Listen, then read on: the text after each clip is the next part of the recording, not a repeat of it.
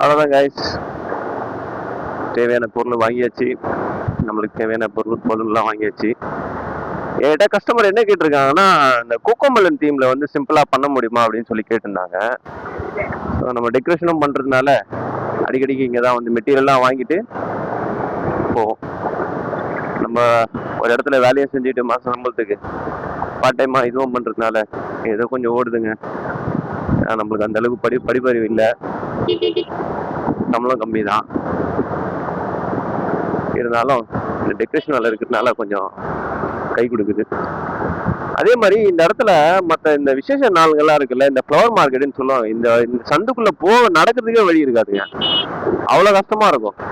அதுவும் மழை பெஞ்சிச்சுன்னா ஐயோ இன்னும் சொல்ல கொடுமைங்க. என்னமா பண்ணுவாங்க, இந்த வீணா போன உதிரி பூக்கள்லாம் வந்து அப்படியே ரோட்லயே கொட்டிடுவாங்க, வழியிலேயே கொட்டிடுவாங்க. தாண்டி போகணும். அந்த குப்பை வண்டி உள்ள வந்துட்டு போய் வெளியே போறதுக்கே அதுக்கு எப்பா 1 மணி நேரம் ஆயிடுங்க. ஒவ்வொரு இடத்துல நின்று அவ்வளோ குப்பைகள் எடுத்துட்டு. சொன்ன மாதிரி இதோ இந்த ரைட்டு திரும்பி அந்த லெஃப்ட் எடுத்து சோகார்பேட்டை உள்ள பூந்து போயிட்டோம்னா நம்ம வீட்டுக்கு போயிடலாம். இந்த இடத்துலயும் இயல்பா வண்டி ஓட்டுறதே ரொம்ப கஷ்டங்க.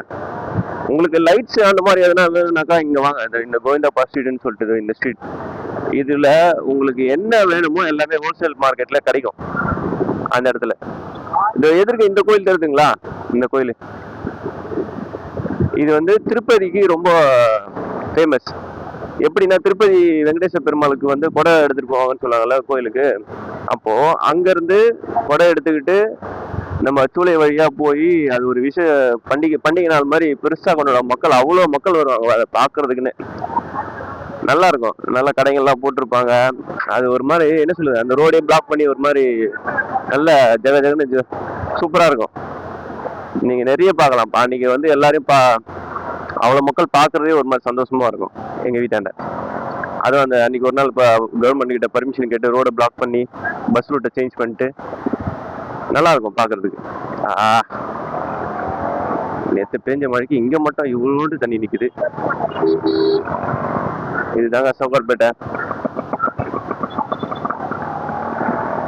இது உள்ள வண்டி ஓட்டுறதே கஷ்டம். ஆனா நம்மளுக்கு இன்னைக்கு ஓட்டுற அளவுக்கு இடம் கிடைச்சிருக்கு. 1-2 வண்டி தான் போகுது, பரவாயில்ல, அதை தாண்டி போய்க்கலாம். ஏன்னா மற்ற நாள்ல எப்படின்னா காலை கீழே வச்சுதான் போக முடியும்.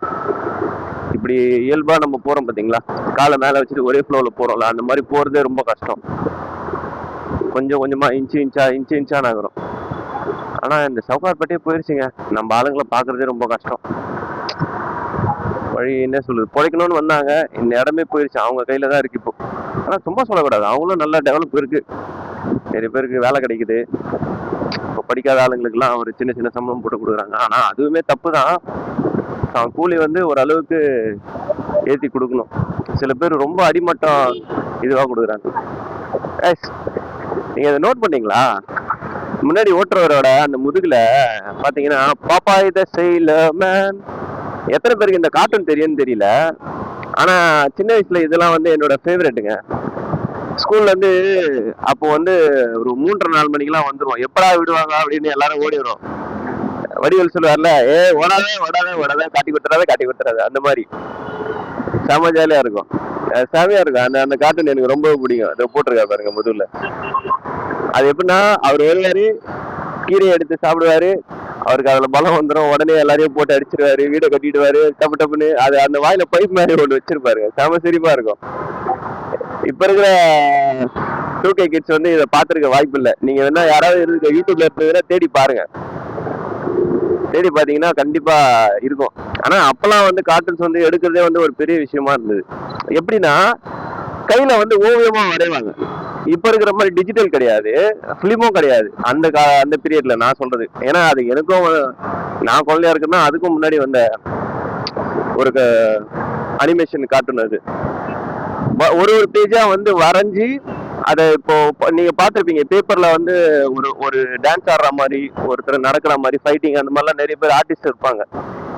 அது அவ்வளோ நேரத்தை செலவழிச்சு வரைஞ்சி ஒரு பக்கமா அதை இன்ச் பை இன்ச் அதை இது பண்ணுவாங்க. அப்போ ஒரு கார்ட்டூன் இது பண்றாங்கன்னா அவங்களுக்கு எப்படி இருக்குன்னு பாருங்க. இருங்க, கேஸ்மேன் உட்கார்னா உட்கார பாத்துக்கலாம். அவ்வளவுதான்.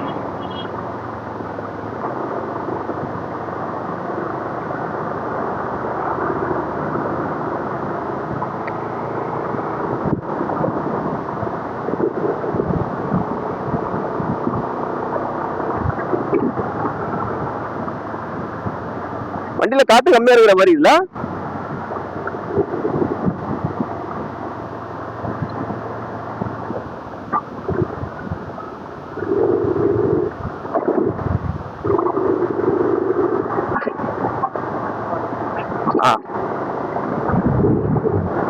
இது மாதிரிதாங்க சொல்றேன். ஒருத்தர் கஷ்டப்படுறாருனாக்கா சும்மா வீடியோ எடுக்கணும்லாம் போடலங்க.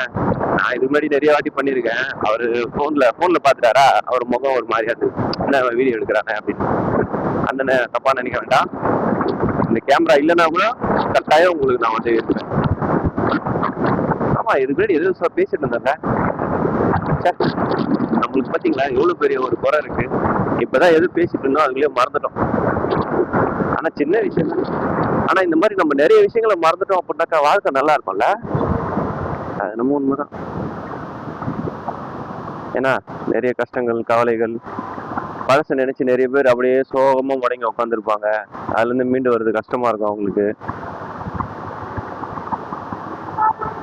கரெக்டா இருக்கும். வாழ்க்கையில இருந்து மீண்டு வரணுங்க. பாருங்க, காக்கா தண்ணி குடிக்குது.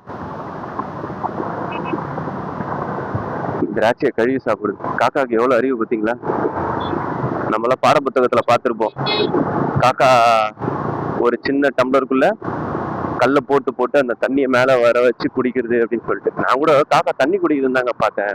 ஆனா உத்து பார்க்கும்போது தான் தருது யாரும் ஆம்புலன்ஸ்ல போறாங்க. நல்லபடியா நடக்குதாங்க. உத்து பார்க்கும்போது தான் தெரியுது அந்த திராட்சையை வந்து அந்த கீழே இருக்கிற தண்ணியில வந்து நல்லா அலசி கழுவுதுங்க. இல்ல ஒரு சின்ன பறவை அது என்ன மிஞ்ச நம்ம 2 கையை சேர்த்தா எந்த அளவு இருக்குமோ அதுதான் பறவை. இதுதான் சொன்னது பாருங்க. இந்த ஆட்டோ என்ன பண்ணாரு பாருங்க, டக்குன்னு பின்னாடி வர வண்டியை பார்க்கல. ஆனா மேல படல, இருந்தாலும் அது தப்பு. பட்டிருந்தா என்ன இருக்கும்? யாருக்காவது ஒருத்தர் பிரச்சனை வந்திருக்கும், சண்டை வந்திருக்கும். அதெல்லாம் தப்பு. இதுதான் சொன்ன. ஒரு சின்ன பறவைக்கு இருக்கிற அறிவு கூட அந்த ஆட்டோ அண்ணனுக்கு இல்ல பாருங்க. எச்ச துப்புறாங்கனாக்கா ஒண்ணு கீழே நல்லா குனிஞ்சு துப்பணும், கையை மறைச்சு துப்பணும். அப்படியே டக்குன்னு துப்பிட்டாரு. என்னடா காலையில இருந்து இன்னும் ஒரு சம்பவம் கூட நடக்கலையேன்னு பார்த்தேன்.